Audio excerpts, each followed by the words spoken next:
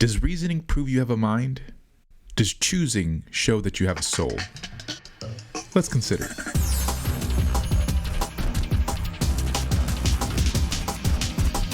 Hello, philosophers. I'm Chico. Welcome to the Philosopher Show, where we consider the greatest questions of human history. Now, let's do a quick review. We're talking about materialist views of mind. And materialist views of mind say that in philosophy of mind, all the stuff that we talk about, so for example, brains and thoughts and choices and neurons and of all that stuff, only the material things that we're talking about exist. That's the only thing that really exists. And we're looking at objections to that view, to the materialist view of mind. Now, before anybody does philosophy of mind, the idea of materialist view of mind is fairly implausible. You know, it seems like I have actual thoughts that are not identical to the neurons that are in my brain. You know, it's things that are actually, you know, experienced, not just physical particles. So what explains that materialism could be true? Well, far and away, the most plausible explanation would be functionalism. Now, you could definitely go and check my video on functionalism, but a quick review is that functionalism says that the mind is just whatever performs the function of taking in sensory input and spitting out behavioral outputs. You know, so let's say I see something scary like a black cat, and you know, the light, the photons hit my eyes, and whatever it is that takes that in sensory input and then causes me to have the output of screaming, ah, and running away, that is the mind. And of course, in this case, it would be just the brain. So they would say that the mind is identical to the brain. Now think back to the Chinese room argument. If you haven't watched that video, definitely check that one out too. But the Chinese room argument suggested that reducing the mind to just whatever it is that performs that function, it leaves something out. It leaves out the element of understanding. And of course, I'm not going to explain exactly how it does that, you know, because that's took an entire video to explain. But this video today, we'll look at a couple of arguments that say that functionalism leaves something else out. And if functionalism is the most plausible argument for, or most plausible explanation of materialism, the only, I wouldn't say, I don't think it's very plausible in the first place, but if it's the most plausible by far, that explanation for materialism, then if it fails, then materialism doesn't look like it's in a very good spot. Now, if you haven't taken my course on propositional logic, you definitely should. So definitely put a bookmark in that and go and check it out. In propositional logic, we have a rule called modus ponens, and it goes something like this. If P, then Q, P, therefore Q. Now, hopefully that makes intuitive sense right off the bat, right? If it's the case that P is true, then Q must be true. Let's pretend that's true, that statement is true. If P is true, then Q must be true. And then I tell you, hey, and by the way, P is also true. What can you conclude from that? Well, you can conclude that Q also must be true, right? It seems obvious, and you reason through, and I didn't even need to tell you that Q must be true, right? Just from hearing that, automatically you would know that Q must be true. The reasoning that you do when you comprehend that, we call rational agency. You reason through logically to an argument, and you come through, you know, you take premises and you come to a conclusion. We call that rational agency. Now remember, in functionalism, they say that the mind is nothing more than whatever it is that takes in the input and spits out the output. So for example, if someone were to say to me, if P then Q, P therefore, and then I get that sensory input, you know, it hits my eardrums, and then my brain does something and I spit out the word Q, or the letter Q. The brain is what's causing that to happen. So the brain is the mind. That's the idea of functionalism. Here's the problem. You can do that without achieving rational agency. So, for example, take the man Dina Sanichar. So I'm not totally sure if I'm pronouncing that right. I only know about this. I only read about this guy, and it was super interesting. he was a guy in India in the 1800s that was raised by wolves until about the age of 6 and never learned to talk. He would only talk like a wolf, like just guttural sounds and stuff, like, which is, I mean, you can imagine, that's pretty bizarre. They brought him at the age of 6, they brought him into society and I mean, he lived there. He learned how to smoke, but he couldn't learn how to talk. So just bizarre, right? But now imagine you teach this guy, you say, if P then Q, P therefore, and then you have somebody saying Q, and then you give that person a treat. And he sees that happen. Then you go to him, you say, if P then Q, P therefore, and he finds some way to muster up the Q, and you give him a treat. So now every time he gets the sensory input, if P then Q, P therefore, he's going to spit out the behavioral output Q. And that's the exact same thing that you did earlier. The only difference is that you used your rational agency, whereas he was not using rational agency. He was just mimicking, right? He was just mimicking the sound that he heard before. So here's the argument. If functionalism is true, then rational agency is no different than mimicry, right? What's happening in both cases, in your case and in Dina Sanachar's case, is that you're getting the exact same sensory input. Your brain is doing something and you're getting the exact same behavioral output, right?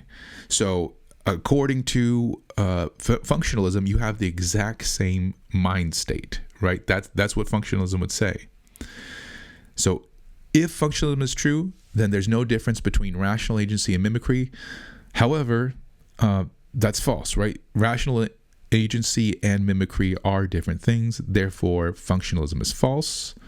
And if materialism is true, then functionalism must be true. But functionalism, we just said, was false. So materialism must be false. Now, there are two ways that you can respond to this. The first one is to say, no. You don't know what's going on in that guy's brain, right? He actually does understand. He actually is achieving rational agency. You just aren't in his brain, so you can't tell. The problem with that is you can adjust this so that it's all in your brain. So, for example, let's say you speak nothing but Spanish and somebody teaches you if P then Q, P therefore. This says that in English to you, right? If P then Q, P therefore, and then you hear another person say Q, and you see this exchange happen. You don't speak a word of English, and you hear this going on. And then they look at you and they say, if P then Q, P therefore, and you go, je ne sais, Q, and they say, yeah, Q, everybody, high fives all around. Now, you're going to keep saying Q every time you hear that. If P then Q, P therefore, Q, sí, aquí tenemos. Even though you don't understand what's going on, right? You're not actually reasoning through anything. You're just mimicking. And then let's say you learn the English language. And now someone says, hey, if P then Q, P, therefore. And now instead of mimicking, you can be like, oh, yeah, Q, por supuesto. Now you see how you went from not using rational agency to using rational agency. So, yeah, I think that you can't really deny that in that case, you can have the same sensory input, the same behavioral output, and yet in one case have rational agency and in another case not have rational agency. A second response you can have is to go the opposite way. In the first case, you want to say that, yeah, everybody's using rational agency all the time. That clearly is not going to work. You could instead say no one's ever using rational agency. It looks like Sanachar is not using rational agency and you are. False. No one is. You don't understand. You're doing the exact same thing that Sanachar is doing. Sanachar over there is just trained to spit out a Q every time he hears if P then Q, P therefore. And the same thing's happening with you. You think that you're, rationalizing. You think that you're thinking through things logically, but you're not. You're just trained to say Q every time. Now, aside from the fact that this seems obviously false, like you just check your own experience, and clearly we reason through things. We have rational agency. I would say this is also a self-refuting argument. And what do I mean? Well, it intends to prove that this objection does not work. This objection to materialism of mind. And it intends to do so through rational agency, right? It's attempting to get you to reason through things to see that materialism of mind is false. But then you just said that we don't have rational agency. So didn't you just say that's impossible? So this is a self-refuting argument. Let's check out the second objection, and this is the objection from moral agency. So what is the difference between a good guy and a psychopath? Well, a good guy makes decisions based on evaluating the different possibilities and choosing what is the right thing to do, right? And if you disagree, if you don't believe in such a thing as the right thing to do or morality or anything like that, that's okay. Just know that, the fact that he's making choices about right and wrong, that's the important thing here. That would be moral agency. So a good guy's making those kinds of choices. The psychopath, however, is not making choices like that. The psychopath doesn't have that kind of ability. To the psychopath, he can't see whether something is good or evil. Doesn't have that faculty. Just sees the world as just, out there, and no kind of decision is made as this is good or this is bad, this is the right thing to do, this is the wrong thing to do. But there is such a thing as a functional psychopath, and that would be somebody who behaves in the same way as a good guy, only not because that person is choosing what's right and wrong, but because that person is mimicking a person that chooses the right thing to do in order to avoid things like prison sentences or something. So that psychopath might desire to push his sister down the set of stairs to see what happens, and yet will refrain from doing so because he's afraid of getting in trouble and going to jail. But in those instances where he can get away with it, in those instances where he wouldn't get caught, he might go and do something crazy just because he wants to, because he's not choosing based on what he thinks is right or wrong. Like those aren't real categories for him. So take two people, good guy Gus and Psycho Sam, and let's say Psycho Sam is a functional psychopath, right? So you can't really tell if with functional psychopaths, you can't really tell if he is a psychopath or not unless he's left alone in these little scenarios where he can get away with, acting differently, with acting the way he wants to act in a psychopathic way. But let's say you take these guys and you never allow them in their whole entire lives to get into a scenario where they could be psychopathic, where they would get away with being psychopathic. In other words, they would always get in trouble. They were always with, let's say, two people in a room, and they were never alone with just one person that they could murder and then, run away or something like that. How would they behave? Let's say you put them in identical situations for their entire lives. It seems like they'd behave the exact same way, right? Now notice they'd be getting the exact same input, right? All the same life events, and they'd be spitting out the same outputs, right? The same exact behaviors, because the psychopath can't, do psychopathic things. But there's a difference here.